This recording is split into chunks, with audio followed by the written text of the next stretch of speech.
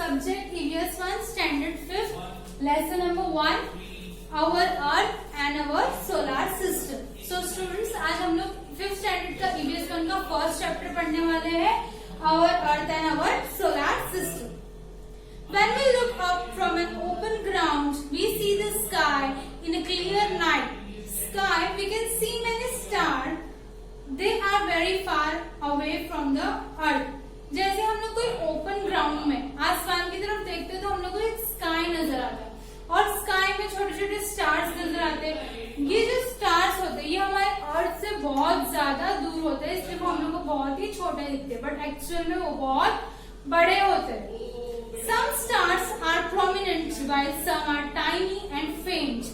अब कुछ स्टार्स हम लोग को बहुत अच्छे से दिखाई देते हैं और कुछ बहुत ज्यादा छोटे होते हैं और कुछ हम लोग को एकदम ब्लर टाइप दिखाई देते हैं.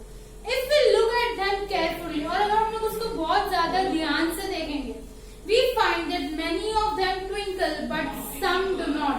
कुछ हमें ट्विंकल करते हुए दिखेंगे स्पार्कल्स की तरह और शाइन करेंगे स्पार्कल्स की तरह, उसको हम लोग क्या बोलेंगे ट्विंकल. और कुछ हम लोग को ऐसे ही नॉर्मल दिखेंगे या ब्लर दिखेंगे.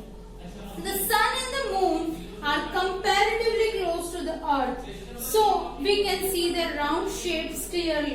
Stars के कंपेयर में जो सन होता है और वो मून होता है वो अर्थ से नजदीक है as compare to stars. Stars बहुत ज्यादा दूर है और सन और मून नजदीक है, इसलिए हम लोग को उसका शेप सर्कल बहुत इजीली दिखाई देता है. The sun, the moon and the stars, the planets, etc. are all known as heavenly bodies. और ये सारी चीजें हम लोग क्या बोलते हैं इन सबको heavenly bodies. जो हमारे atmosphere, moving objects in atmosphere are called heavenly bodies. और the sun, the star, the planet, ये सारी चीजें क्या है heavenly bodies. Now, what is star? The heavenly bodies that twinkles are called stars. ऐसी heavenly bodies जो क्या करती है ट्विंकल, तो उसको हम लोग क्या बोलेंगे स्टार. कोई आया नहीं पढ़ने के लिए. Stars have their own light. अब सबसे पहले तो एक ऐसी heavenly body जो ट्विंकल करता है उसको हम लोग क्या बोलेंगे स्टार्स. उसके बाद जो स्टार्स होते हैं उन लोगों के पास खुद की लाइट होती है. The sun is a star. It is closer to us than any of the other star. सन भी क्या है स्टार है जो सबसे ज्यादा क्लोज है. मतलब बहुत सारे स्टार्स होते हैं बट सन एक ऐसा स्टार है जो अर्थ के सबसे ज्यादा क्लोज है और सन के पास खुद की लाइट भी होती है. हमारे अर्थ को भी सन से लाइट मिलती है ना, तो हम लोग ने स्टार में पढ़े star has their own light, यानी सन एक स्टार है. एग्जाम्पल ही ले लो सन का जो कि एक स्टार है और उसके पास खुद की लाइट है, उसको किसी से लाइट लेने की जरूरत नहीं पड़ती. अर्थ है, हम लोगों को लाइट कहाँ से मिलती है सन से मिलती है, यानी हमारे पास अपनी ओन लाइट नहीं है. और जो बाकी जितने भी स्टार्स है उनमें से सबसे ज्यादा क्लोज हमारे कौन है सन. Hence it appears big and brilliant in its bright light during the day. We cannot see other stars.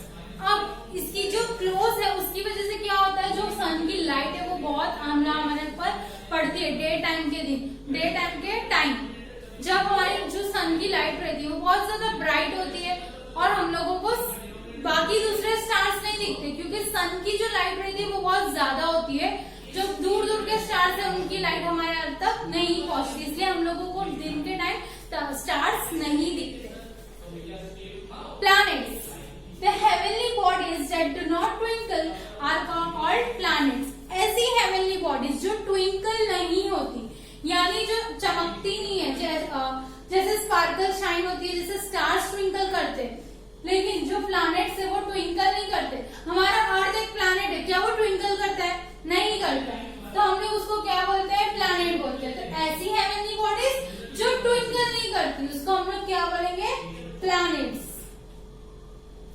Planets do not have their own light. Planets के पास खुद की लाइट्स नहीं होती. अर्थ के पास है क्या खुद की लाइट?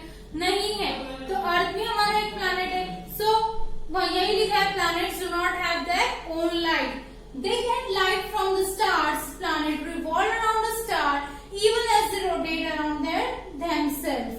अब they get light. Planets को लाइट कहाँ से मिलती है? स्टार्स से मिलती है. हमारे प्लैनेट को भी कहाँ से लाइट मिलती है?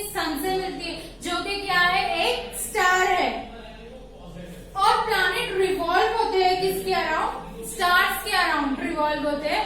और हमारा अर्थ भी सन के अराउंड रिवॉल्व होता है ना, बल्कि वो खुद के अराउंड भी रोटेट हो रहा है, बट साथों साथ वो सन के अराउंड भी रिवॉल्व होता है। So the solar system, our earth is a planet, हमारा अर्थ क्या है, प्लैनेट है। It get its light from sun, earth को लाइट कहां से मिलती है, सन से मिलती है। It moves around the sun, earth sun के अराउंड घूमता है। Its movement around the sun is called a revolution of the earth, जो मूवमेंट होती है अर्थ की सन के अराउंड, तो उसको हम लोग क्या बोलेंगे, रिवॉल्यूशन, क्या बोलेंगे, revolution of the earth. Besides Earth, there are 7 other planets that revolve around the sun. अर्थ तो है, उसके अलावा भी और 7 ऐसे प्लैनेट है जो सन के अराउंड क्या होते हैं, रिवॉल्व होते हैं। They are Mercury, Venus, Mars, Jupiter, Saturn, Uranus, and Neptune. Every planet in the solar system revolves around the sun along a specific path. अब हर एक प्लैनेट सन के अराउंड रिवॉल्व तो होता है, बट सब अपने अपने पाथ पे ही रहते हैं, अपनी अपनी लोगों की एक रूट होती है, वो लोग हर एक अपने ही रूट पे रिवॉल्व होते हैं। This path is known as planets orbit, और जो पार्ट होती है वो रूट होती है, उसको हम लोग क्या बोलते हैं, प्लैनेट्स ऑर्बिट। जैसे कि हम लोगों ने देखे थे, हम लोगों ऐसा बीच में एक सन होता है। अब ये जो सन के अराउंड हमारे प्लैनेट्स घूमते रहते हैं, और हर प्लैनेट का ना अपना एक ऑर्बिट होता है। जैसे ये देखो, सब मतलब अभी ये अर्थ का ऑर्बिट है, तो अर्थ सिर्फ इसी पे ही घूमेगा, वो दूसरों के ऑर्बिट पे नहीं जाएगा। Now besides planet the path is known as the planet's orbit. The sun, which is a star, and the planet that revolve around it are together called a solar system.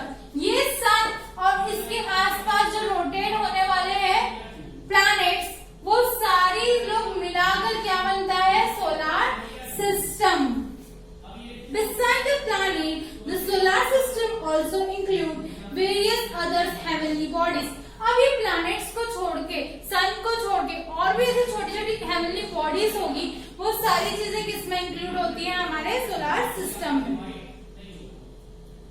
Other heavenly bodies in solar system, अब ये लोगों के अलावा कौन सी other जो heavenly bodies है हम लोग उसके बारे में पढ़ेंगे।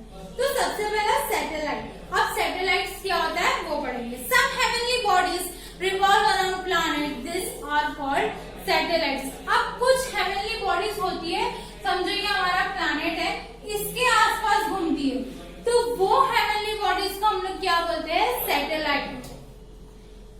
Satellites to get their light from sun. अब सैटेलाइट को भी कहां से लाइट मिलती है, सन से लाइट मिलती है, क्योंकि यहाँ पे तो प्लैनेट्स है, यहाँ पे हमारा एक ही स्टार है जो क्या प्रोवाइड कर रहा है, लाइट। तो अगर यहाँ पर कोई हेवनली बॉडीज कहीं भी रही तो उसको कहां से लाइट मिलेगी, सन से। We see the moon at night. हम लोग रात के टाइम पे देखते हैं मून को। It revolves around the earth, hence it is called a satellite of the earth. अब वो क्या करता है, अर्थ के आसपास रिवॉल्व होता है, तो उसको हम लोग क्या बोलेंगे, सैटेलाइट। मून क्या है, अर्थ का satellite. Most of the planet in the solar system have satellites. हमारे जो मोस्ट ऑफ द प्लैनेट, हमारे जो सोलर सिस्टम है उसमें बहुत कितने प्लैनेट्स है, अर्थ को छोड़ के और 7 प्लैनेट्स है। तो ये सारे जो प्लैनेट्स है, ये लोग सबके आजू बाजू जो भी हेवनली बॉडीज रोटेट करती है उसको हम लोग क्या बोलते हैं, सैटेलाइट्स बोलते हैं। और ज्यादातर प्लैनेट्स के पास अपनी सैटेलाइट है। The planets revolve around the sun along with the satellite. अब जो प्लैनेट रिवॉल्व करते हैं सन के आसपास, तो वो अपनी सैटेलाइट के साथ रिवॉल्व करते हैं। यानी अगर अर्थ यहाँ है तो मून यहाँ नहीं रहेगा, मून भी उसके साथ ही रिवॉल्व करेगा। Now second, dwarf planet. These are some smaller heavenly bodies that revolve around the sun. They are called dwarf planet. अब ड्वार्फ प्लैनेट किसको बोलते हैं, जो सन के आसपास रिवॉल्व होते हैं वो जो बहुत ज्यादा छोटे हेवनली बॉडीज होते हैं उसको हम लोग क्या बोलेंगे, ड्वार्फ प्लैनेट। अब of this the most well known is Pluto. Pluto इसमें से सबसे ज्यादा ड्वार्फ प्लैनेट जो हम लोग जानते हैं वो किसको जानते हैं, प्लूटो को जानते हैं। Dwarf planet revolve independently around the sun, they have an orbit of their own, और इंडिपेंडेंटली कहीं सन के आसपास घूमता है। कौन सा प्लैनेट, प्लूटो प्लैनेट, और उसके पास अपना खुद का ऑर्बिट है। एस्टेरॉइड्स, अब एस्टेरॉइड्स क्या होते हैं, अभी हम लोग ने पहले सैटेलाइट पढ़े, फिर dwarf planet, now asteroids. Between the planets Mars and Jupiter there is a band of numerous small heavenly bodies. These are called asteroids, also revolve around the sun. अब वो बोल रहा है मार्स और जुपिटर के बीच में बहुत सारी एक band of small heavenly bodies है, बैंड ऑफ हेवनली बॉडीज, हाँ उसको हम लोग क्या बोलेंगे, एस्टेरॉइड्स बोलेंगे। जो मार्स और जुपिटर के बीच में जो छोटी छोटी छोटी जैसे टेक्स्ट बुक में शोन है उसको हम लोग क्या बोलेंगे, एस्टेरॉइड्स बोलेंगे। Compared to the sun, other heavenly bodies in the solar system are much smaller. अब सन के कंपेयर में दूसरी जो हेवनली बॉडीज है और स्टार्स है वो बहुत ही ज्यादा छोटे हैं एज कंपेयर टू सन। सन के सामने दूसरे सारे प्लैनेट्स वगैरह क्या है, बहुत ही छोटे हैं। The moon is the closest to the earth, that's why it appears to be big, although it is actually very much smaller than the sun. क्योंकि अर्थ के नजदीक है बहुत मून, इसलिए वो हम लोगों को ना बड़ा दिखता है, बट एक्चुअल में सन के सामने ना वो बहुत ज्यादा छोटा है। क्योंकि वो अर्थ के नजदीक है इसलिए हम लोग को बड़ा दिखता है, और सन कुछ ज्यादा ही दूर है एज कम्पेयर टू मून, तो इसलिए हम लोगों को मून क्या दिखता है, बड़ा दिखता है, क्योंकि वो क्या है, अर्थ के नजदीक है, बट एक्चुअल में मून छोटा है as compare to sun. A diagram of the solar system is given below. In it you see the sun in the center, the heavenly bodies that revolve around it and their orbit, the planets, satellites, dwarf planet, asteroids are all the part of solar system. Text book में page number 2 पे एक diagram है जहाँ सन है, उसके आसपास planet rotate कर रहे हैं और सबकी ऑर्बिट्स दिखाई दे रही है, एस्टेरॉइड्स दिखाई दे रहा है। तो आप लोग हम आपकी टेक्स्ट बुक में पेज नंबर 2 पे से देख सकते हो। Now we will study about gravity. All heavenly bodies exert a force of attraction or a pull on one another. This force is called a force of gravity. अब जो हर heavenly bodies है ना, सब में कुछ एक force होता है जो वो अट्रैक्ट करते हैं या पुल करते हैं। जैसे हमारे अर्थ पे, जमीन पे फोर्स ऑफ ग्रेविटी की वजह से अगर मैं कुछ भी छोड़ूंगी तो वो ग्रेविटी की वजह से नीचे जाएगी, ऊपर नहीं जाएगी। तो ये जो फोर्स होता है उसको हम लोग क्या बोलते हैं, फोर्स ऑफ ग्रेविटी। जब कोई भी चीज होगी अगर मैं छोड़ूंगी तो नीचे ही जाएगी ना, ऊपर जाएगी नहीं जाएगी। तो हमारे क्या फोर्स ऑफ ग्रेविटी है वो, जो उसको कोई भी ऑब्जेक्ट को नीचे खींच रही है। The sun exerts a gravitational pull on planet, whereas the tendency of a planet is to move away from the sun. अब जो सन की ग्रेविटी है ना वो हर प्लैनेट को अपनी तरफ खींचती है, और जो हमारे प्लैनेट्स की ग्रेविटी है वो थोड़ा सन से दूर रहने की है। जो हर प्लैनेट वो क्या सन से मूव अवे होता है, मूव यानी सन से दूर होने की ग्रेविटी हो लोगों में। एज ए रिजल्ट इसकी वजह से, ये दोनों की ग्रेविटी की वजह से a planet keep revolving around the sun at a fixed distance. ये दोनों की फोर्स की वजह से जो हमारे प्लैनेट्स है वो एक डिस्टेंस पे ही सन से रिवॉल्व होते हैं, वो लोगों का पाथ चेंज नहीं होता है। एक फिक्स डिस्टेंस है, फिक्स्ड ऑर्बिट है, वहीं वो लोग रिवॉल्व होते हैं। In the same way satellite revolve around the planet. इसी तरह सैटेलाइट्स भी अपने प्लैनेट के आसपास रिवॉल्व होते हैं। Now, people have always been curious about the heavenly bodies in the sky. They have always wanted to reach them. However, to send some object from the earth into space, it must be a given power. Now, लोगों को बहुत उत्सुकता होती है, जानने का रहता है कि स्पेस कैसा होगा, सोलर सिस्टम कैसा होगा, क्या कौन से प्लैनेट्स होंगे, अलग अलग प्लैनेट्स पे क्या क्या चीजें है। सो हम लोग अर्थ से कुछ लोगों को जाते भी हैं, तो वो बोल रहा है कि हम लोग कैसे it must be given power, कौन से कोई पावर है। अब हम लोग उसके अंदर पढ़ेंगे, जैसे रॉकेट वगैरह हो गई, इसकी मदद से हम लोग जा सकते हैं ना दूसरे प्लैनेट्स पे, तो हम लोग पढ़ेंगे उसके बारे में। Against the force of gravity, क्योंकि ये रॉकेट क्या होता है, ग्रेविटी हम लोग को नीचे खींचती है। रॉकेट में इतना फोर्स होता है कि वो ग्रेविटी का फोर्स पार करके हम लोग जा सकते हैं सोलर सिस्टम के बारे में रिसर्च वगैरह करके। So, rocket technology or space launch technology is used for that purpose. One of the Diwali firecracker is called a rocket. अब दिवाली में हम लोग एक फटाखा होता है जिसको हम लोग रॉकेट बोलते हैं, जो क्या होता है आसमान की तरफ उड़ के आसमान में फूटता है। तो वैसे ही it is a packed with explosive substance. This explosives burn rapidly and produce a lot of energy. वो जो उसके अंदर सब्सटेंस एक्सप्लोसिव सब्सटेंस रहता है उसकी वजह से वो बर्न होके आसमान में उड़ के जाके फूटता है। सो वैसे ही हमारे the design of the rocket is such that the fire cracker is pushed in a certain direction at a great speed. अब वो ऐसा बना है कि वो एक स्पीड में जाकर एक सर्टेन डायरेक्शन में, जो डायरेक्शन में हम लोग रखेंगे वो डायरेक्शन में वो उड़ के जाएगा और फूटेगा। सो हमारे जो वेरी पावरफुल, अगर हम लोग को स्पेस को क्रॉस करना है तो क्या होगा, हम लोग को स्पेस में जाना है जो कि हमारे अर्थ को क्रॉस करके जाना पड़ेगा। सो उसके लिए हम लोग एक रॉकेट की मदद से कर सकते हैं। तो वो रॉकेट में a very powerful rocket are used to send the spacecraft into space. बहुत ज्यादा पावरफुल रॉकेट यूज होगी एक स्पेसक्राफ्ट को स्पेस में भेजने के लिए। A tremendous quantity of fuel is burned in rockets so the spacecraft weighing thousands of tons can be launched into space. बहुत ही ज्यादा क्वांटिटी में, ट्रिमेंडस क्वांटिटी में फ्यूल बर्न होगा जिसकी मदद से जिसको फोर्स मिलेगा और रॉकेट क्या होगी, एक स्पेसक्राफ्ट स्पेस में पहुंचेगा। In the 20th century, a few countries of the world developed space technology and sent hundreds of spacecraft into space. Our country is well known for the development of its space launch technology. क्या 20th century में बहुत few countries, कुछ countries ने 100 of spacecraft भेजा था space में।